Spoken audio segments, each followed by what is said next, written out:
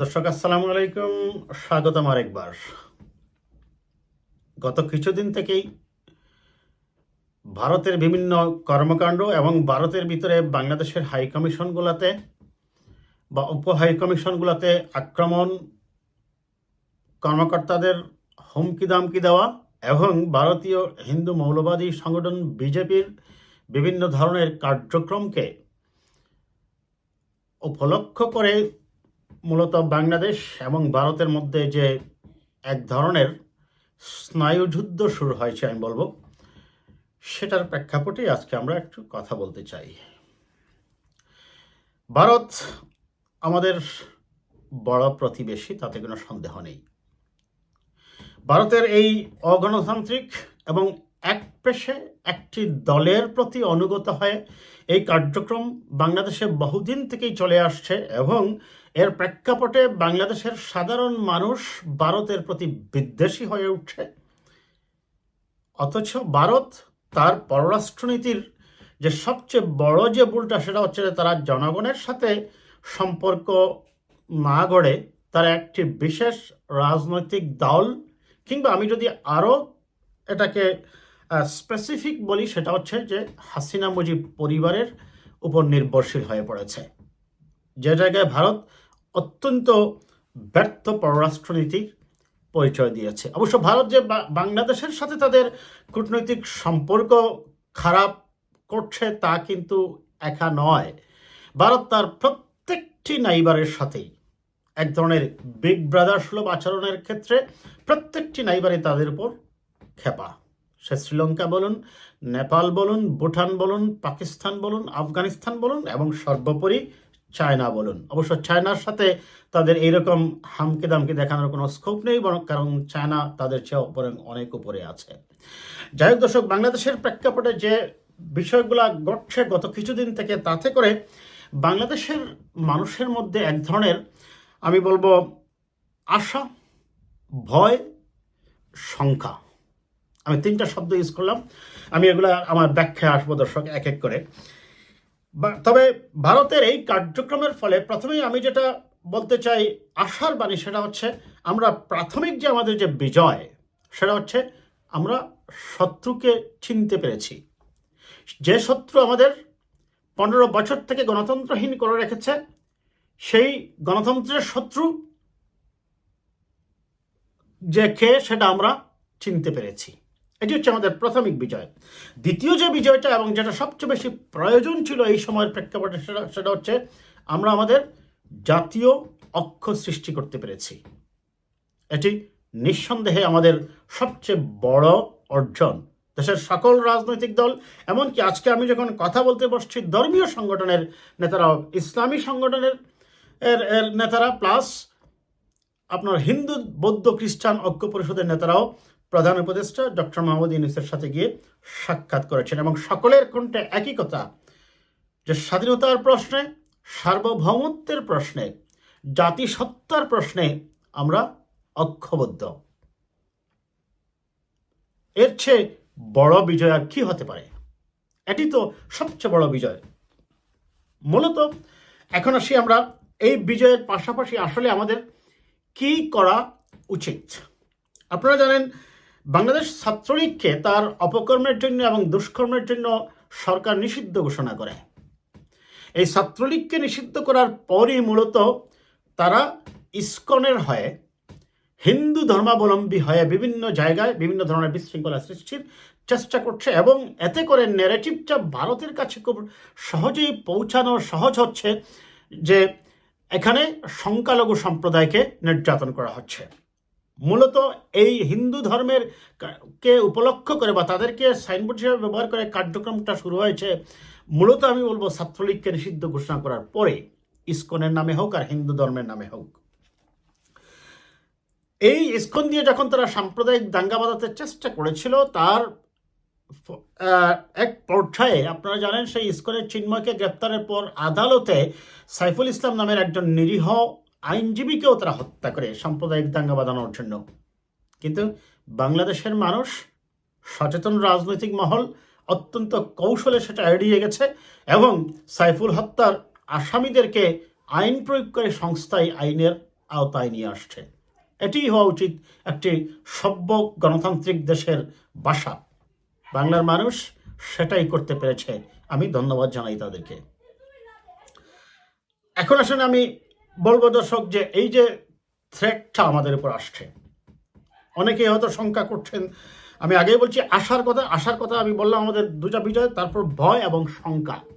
ভয় একটা, সেটা হচ্ছে যে বাংলাদেশের ভিতরে যদি সাম্প্রদায়িক দাঙ্গা সৃষ্টি হয়, তাহলে আমাদের যে হাজার বছরের ঐতিহ্য হিন্দু মুসলিম বৌদ্ধ খ্রিস্টান একত্রে বসবাসের, এবং সেই যে সকল ধর্মের মতের পথের মানুষ একত্রিত হয়ে সেই যে বাউলের গান গ্রামের নজওয়ান হিন্দু মুসলমান মিলিয়া বাউলা গান আর মুর্শিদি গাইতাম, আমাদের সেই সুন্দর পরিবেশ হয়তোবা বিঘ্ন হবে। তবে আশারও ব্যাপার আছে, আমি আসছি সেই আশার কথায় দর্শক। এবং আমাদের শঙ্কাটাও আমি বলি। আমাদের একটা শঙ্কার কথা অনেকেই ব্যাখ্যা করছেন, অনেক বুদ্ধিজীবী ব্যাখ্যা করছেন, চিকেন নেকের কথা বলছেন, এবং বলছেন তারা যে ভারত চট্টগ্রাম রংপুর অঞ্চল দখল করে নেবে, এবং এটার পক্ষে যুক্তি দিয়ে ভারতের সেই যে সাংবাদিক নামদারে কিছু ক্লাউন আছে, আমি এদেরকে ক্লাউন বলি, এনডিটিভির প্লাস ওই যে ভারতীয় রিপাবলিক টিভির, যে তারা যে যুক্তি ন্যারেটিভ সৃষ্টির চেষ্টা করছে এবং সাম্প্রদায়িক দাঙ্গাকে উস্কে দিচ্ছে, তাদের সেই ধারণার প্রতিউত্তরে আমরা শুধু এইটুকুই বলবো, ভারত এবং ভারতের প্রধানমন্ত্রী নরেন্দ্র মোদী যদি এ ধরনের আত্মঘাতী কোনো চিন্তা করেন, তাহলে মনে রাখবেন সেটা হচ্ছে সেই সেকেলের যুগের। এক সময় আপনারা জানেন যে পৃথিবীর দেশে দেশে সামরিক শাসকরা ক্ষমতা দখল করে ফেলতো, কিংবা সামরিক শাসকরা পার্শ্ববর্তী দুর্বল রাষ্ট্রের উপর আক্রমণ করে কিছু দখল করে নিত। এই ধরনের পরিস্থিতি এবং রাজনৈতিক বিশ্ব পরিমণ্ডল কিন্তু এখন আর সেইভাবে পরিচালিত হয় না। আমি মনে করি না নরেন্দ্র মোদী এই ধরনের বোকামিতে বা ভারত এ ধরনের কোনো পলিটিক্যাল পররাষ্ট্রনীতিতে যাবে যাতে করে তারা নিজেরাই বিপদে পড়ে। এই ন্যারেটিভটা কেন আসছে একটু বলা ভালো দর্শক। আপনারা জানেন প্রথমেই যখন তারা এই হিন্দুদেরকে দিয়ে এইখানে হিন্দুদের সব হিন্দু ধর্মকে আমি আবার বলবো না, এই কারণেই দর্শক আপনারা দেখেছেন ঢাকা বিশ্ববিদ্যালয়েও হিন্দু ছাত্ররা মিছিল করেছে আমাদের স্বাধীনতার সার্বভৌমত্বের বিরুদ্ধে, ভারত থেকে ষড়যন্ত্র করার বিরুদ্ধে।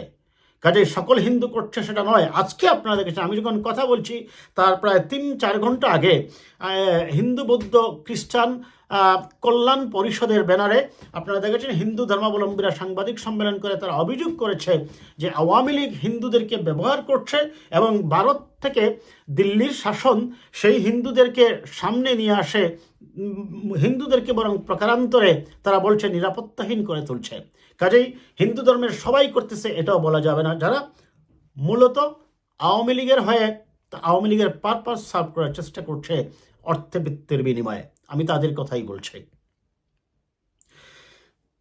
এখানে এই যখন তারা এই ইসকনকে দিয়ে এখানে ব্যর্থ হলো, তখন তারা কি করলো আপনারা দেখেছেন যে কলকাতায় আমাদের উপ হাই কমিশনের উপর হামলা হলো, পতাকা পুড়িয়ে ফেলা হলো, প্রধান উপদেষ্টার ছবি কুশপত্তলিকা দাহ করা হলো। তার উপরে তারা কি করলো, আগরতলায় হাই কমিশনে হামলা করলো। যদিও ভারত এটার জন্য দুঃখ প্রকাশ করেছে, এবং খুব সঙ্গত কারণে জেনেভা চুক্তি অনুযায়ী ভারতের দায়িত্ব হচ্ছে তার দেশে অবস্থিত যে কোনো দেশের হাই কমিশনকে নিরাপত্তা দেওয়া। এবং তাৎক্ষণিকভাবে বাংলাদেশ সরকার যেটা আমি মনে করি অত্যন্ত ভালো কাজ করে, সেটা হচ্ছে যে ভারতীয় হাই কমিশনারকে ডেকে পাঠিয়েছে, তলব করেছে, এবং তার কাছে বাংলাদেশের অস্বস্তির কথা জানিয়েছে, বাংলাদেশের প্রতিবাদের কথা জানিয়েছে। তিনি অবশ্য বের হয়ে বেশ ডিপ্লোম্যাটিক এবং আমি বলবো অর্গানাইজড ওয়েতে কথা বলছেন। তিনি বলছেন একটি ঘটনার কারণেই সম্পর্ক ছিন্ন হবে না, এবং তিনি আমার কাছে মনে হয়েছে বেশ ডিপ্লোম্যাটিক এবং ভালো কথাগুলোই বলেছেন। কিন্তু ভালো কথায় তো আর চিরা ভিজবে না যতক্ষণ পর্যন্ত আপনি ফিজিক্যালি আপনার কাজের দ্বারা প্রমাণ করবেন না। এখন শুধুই যে দুই জায়গায় উপ হাই কমিশনে হামলা হয়েছে তা কিন্তু নয়। আপনারা দেখেছেন এই বাংলাদেশের এই মিথ্যা এবং প্রপাগান্ডাকে উপলক্ষ করে আমাদের বাংলাদেশের সাথে বর্ডার আছে সেই যে আসাম রাজ্যে, সেই আসাম রাজ্যে আপনারা দেখেছেন আজকে সেখানকার মুখ্যমন্ত্রী গভর্নর কি করেছেন, সেখানে গরু জবাই করা বন্ধ করেছেন। আচ্ছা দর্শক আপনারা বলেন, বাংলাদেশে কি কখনো বাংলাদেশের সরকার কাসিম বা কচ্ছপ, টার্টল কখনো কি নিষিদ্ধ ঘোষণা করেছে যে না আপনারা টার্টল খেতে পারবেন না, টার্টল বাজারে বিক্রি, কচ্ছপ বাজারে বিক্রি করতে পারবেন না? এটা কি কখনো বাংলাদেশের সরকার করেছে? তাহলে কে সাম্প্রদায়িক আর কে অসাম্প্রদায়িক বলুন দর্শক? বাংলাদেশের সরকার তো কখনোই এই ধরনের কোনো সাম্প্রদায়িক সিদ্ধান্ত নেয়নি। তাদের শুধু আসামেই যে হয়েছে তা নয়, আরো অনেকগুলো রাজ্যে গরু জবাই করা বন্ধ হয়ে গিয়েছে। বাংলাদেশের কোনো জেলায় বা কোনো থানায় বা রাষ্ট্রীয়ভাবে কোথাও তো কচ্ছপ বাজারে বিক্রি করা নিষিদ্ধ ঘোষণা করা হয়নি। কচ্ছপ তো মুসলিমরা খায় না, অথচ এখানে তো 90% মানুষ মুসলমান। এই দেশের বাজারে তো কচ্ছপ বিক্রি হয়। যাই হোক দর্শক, এইটার প্রেক্ষাপটে এখন তাহলে আমার যে ভিডিওটা আমি শুরু করেছিলাম, নরেন্দ্র মোদী আসলে কি করতে চাচ্ছেন, তিনি কিন্তু থেমে নেই এভাবে একের পর এক। তিনি যেটা চেষ্টা করতেছেন, ভারতে ওইভাবে উশৃঙ্খলতা করে তার সাংবাদিক এবং মিডিয়াদেরকে উস্কে দিয়ে এবং ওইখানে যে শেখ হাসিনা ওয়াজেদ আছেন তাকে দিয়ে কথা বলিয়ে বাংলাদেশের উপর একটি মনস্তাত্ত্বিক চাপ সৃষ্টি করার চেষ্টা করছেন। ধারাবাহিকভাবে এই বিশৃঙ্খলাগুলো তিনি করাচ্ছেন। এবং ভারতে বসে আপনারা দেখেছেন শেখ হাসিনা ওয়াজেদ গত পরশুদিন মার্কিন যুক্তরাষ্ট্রের একটি সভায় তিনি বক্তব্য দিয়েছেন। ডক্টর মোহাম্মদ ইউনূস স্পষ্টতই বলেছেন, শেখ হাসিনা ওয়াজেদ যতদিন পর্যন্ত আমরা ফেরত না চাইব, আপনার কাছে যদি থাকে তাহলে তাকে চুপ থাকতে হবে। কিন্তু ভারত সরকার নিশ্চয়ই জানতো, কারণ ভারতের ওই সিগন্যালগুলো ব্যবহার করে তিনি ওই জায়গায় কথা বলেছেন। এবং আমরা দেখেছি মিডিয়ায় শেখ হাসিনা ওয়াজেদ আগামী 8 ডিসেম্বর এখানে ইংল্যান্ডেও তিনি একটি সভায় বক্তব্য দেবেন। প্রশ্ন হচ্ছে, ভারতের পররাষ্ট্র মন্ত্রণালয় কি এগুলো জানে না? এই যে এতগুলা ঘটনা আমি বললাম দর্শক, সব মিলিয়ে যেটা মনে হচ্ছে সেটা হচ্ছে যে ভারত শেখ হাসিনাকে ওই জায়গায় রেখে শেখ হাসিনার দ্বারা সাবোটাজগুলা গটিয়ে বা সাবোটাজের নির্দেশনা দিয়ে তিনি বাংলাদেশের এই সরকারের উপর একটা মনস্তাত্ত্বিক চাপ সৃষ্টি করার চেষ্টা করছেন। কিন্তু এই মনস্তাত্ত্বিক চাপ দিয়ে বাংলাদেশের মানুষকে দাবিয়ে রাখা যাবে না। বাংলাদেশের মানুষ তার ইপ্সিত লক্ষ্যে, গণতন্ত্র প্রতিষ্ঠার লক্ষ্যে তার সংগ্রাম কার্যক্রম অব্যাহত রাখবে। এবং সুস্পষ্টভাবে আমি ধন্যবাদ জানাই ডক্টর মোহাম্মদ ইউনূস স্যারকে, তিনি তার গতকালকের এবং আজকের যে কার্যক্রম, যে রাজনৈতিক দলগুলোকে নিয়ে জাতীয় ঐক্য গঠনের যে ডাক তিনি দিয়েছেন, নিঃসন্দেহে এটি জাতির মনে আশার সঞ্চার হবে এবং জাতি গণতন্ত্র প্রতিষ্ঠার জন্য আরও দৃঢ়চেতা মন নিয়ে সামনের দিকে এগিয়ে যাবে। আমি এই ভিডিওর মাধ্যমে একটি আহ্বানও জানাবো বাংলাদেশের পররাষ্ট্র মন্ত্রণালয়কে, যে ভারতের পররাষ্ট্র মন্ত্রণালয়ের কাছে ব্যাখ্যা চাওয়া হোক কেন শেখ হাসিনা ওয়াজেদ সেখান থেকে আমেরিকায় কথা বলছেন, আবার তিনি ইংল্যান্ডেও কথা বলবেন 8 ডিসেম্বর। তাহলে এগুলা তো আমাদের দেশে বিশৃঙ্খলা সৃষ্টি হচ্ছে এবং তার এই বক্তব্যগুলো কিন্তু সবচেয়ে বড় কথা হচ্ছে এটি এক ধরনের হেট ক্রাইম, হেট স্পিচ। যদিও আমরা দেখেছি যে আন্তর্জাতিক অপরাধ ট্রাইব্যুনাল গতকালকে তারা ঘোষণা দিয়েছে যে শেখ হাসিনার হেট স্পিচ বাংলাদেশে প্রচার করা যাবে না এবং যে হেট স্পিচগুলো তার বাংলাদেশের সোশ্যাল মিডিয়ায় আছে সেগুলোকেও সরিয়ে নেওয়ার জন্য নির্দেশনা দিয়েছেন। আমি মনে করি আদালত যথার্থই নির্দেশনা দিয়েছেন। যাই হোক দর্শক, আমার ভিডিওটা হয়তো লম্বা হয়ে যাচ্ছে। আমি বটম লাইন টানবো এটা বলে যে আপনারা সর্বোচ্চ ধৈর্য প্রদর্শন করুন।